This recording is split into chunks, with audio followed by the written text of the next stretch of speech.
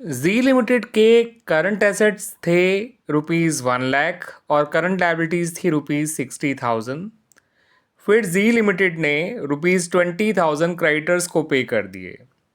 आपको बताना है स्टूडेंट्स कि जी लिमिटेड का current ratio before this payment कितना था और आफ्टर दिस पेमेंट कितना हो जाएगा।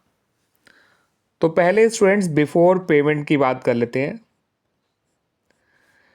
तो बिफोर पेमेंट जो है करंट रेशियो निकालने के लिए आपको करंट एसेट्स बिफोर पेमेंट लेनी है, करंट लायबिलिटीज़ भी बिफोर पेमेंट लेनी है।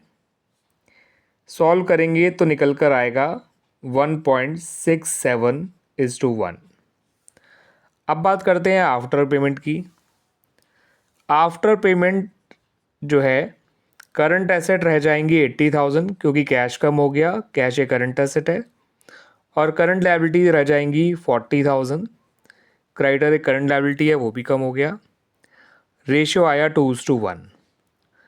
अब एक चीज़ नोटिस करिए, आपने तो पेमेंट किया है, आपकी करंट एसेट और करंट लायबिलिटीज़ दोनों कम हो गई, मगर जो रेशियो है वो बढ़ गया है ना स्टूडेंट्स।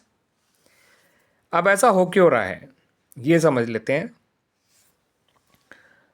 20,000 जो है करंट एसेट कम हुई हैं एज़ कम्पेयर टू अर्लियर, 20,000 ही कम हुई हैं करंट लायबिलिटीज़। तो जो परसेंटेज फॉल आया है करंट एसेट में वो सिर्फ 20% का है, मगर जो परसेंटेज फॉल करंट लायबिलिटी में आया है वो 33.33% का है। और जब भी percentage fall in denominator is more than the percentage fall in numerator होगा तो रेशियो कम नहीं होगा, रेशियो उल्टा बढ़ जाएगा।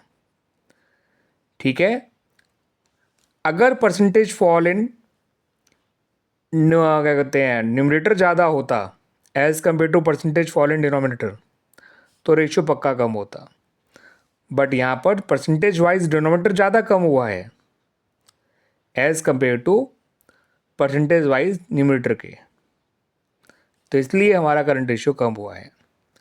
सिंपल शब्दों में याद रखना है तो ये याद रख लीजिए कि अगर ratio already more than one होता है, अगर ratio already more than one होता है और सी ए एंड सी एल दोनों अगर सेम अमाउंट से कम होते हैं तो ऐसे में करंट रेशियो बढ़ता है।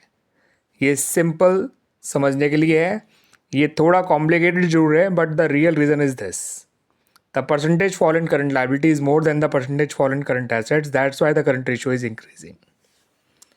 ठीक है, रिलेटिव सेंस में करंट एसेट बढ़ी है करंट लायबिलिटी से।